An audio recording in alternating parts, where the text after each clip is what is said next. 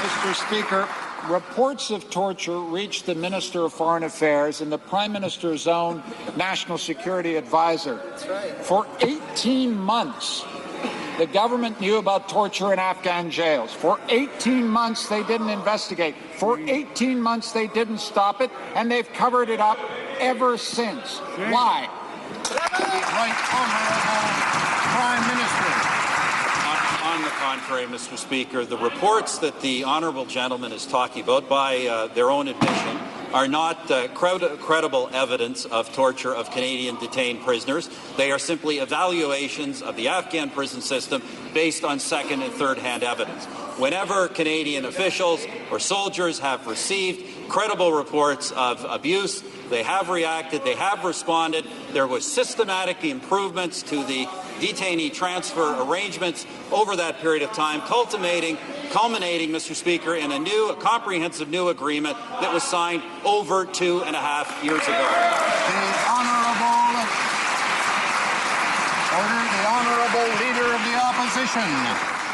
Mr. Speaker, between January 2006 and May 2007, the government knew that torture was occurring in Afghan jails. They knew that they were transferring Afghans to those very jails.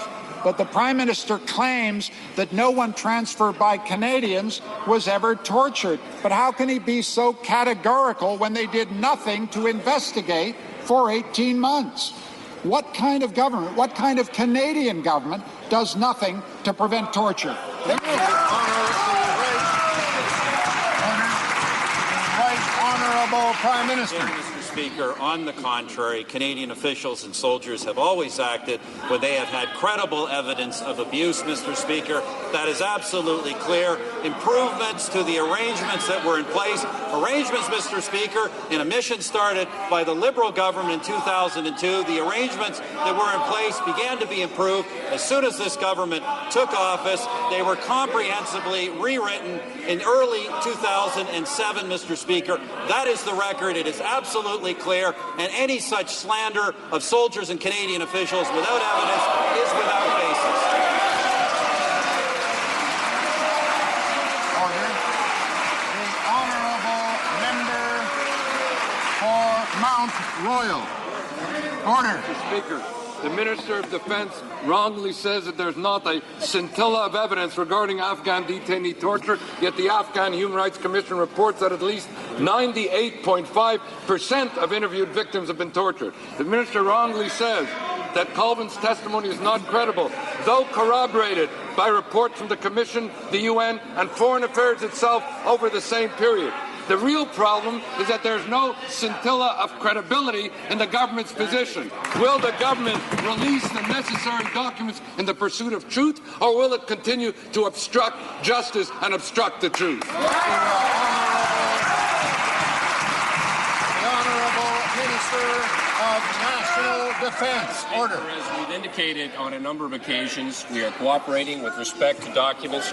We are cooperating with respect to the committee that is examining this situation. And, Mr. Speaker, with respect to evidence, what the honourable member is referring to is general conditions within the Afghan prison system. What we are seized with, what we are, of course, responsible for, are prisoners transferred by Canadian forces.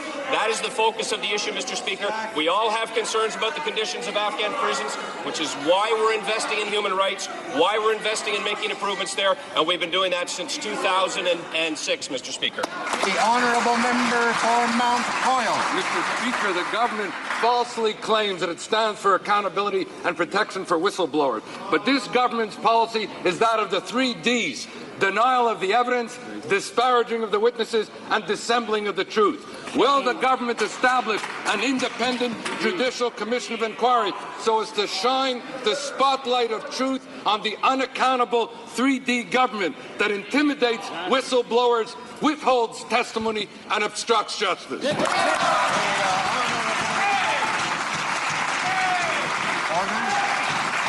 The Honourable Minister of National Defence. Order. Mr. Speaker, again, we have cooperated. We have invested heavily in improvements in human rights. We have invested, of course, in the training of prison officials, of justice officials, of police on the ground in Afghanistan. Upon taking office, we, of course, improved upon the transfer arrangement to ensure that we can have more people go into the prison system to monitor situations where prisoners that we were responsible were transferred. Mr. Speaker, we've acted substantially. The reality is we inherited a bad situation left by the honourable member's government. When we took office, we took action, Mr. Speaker.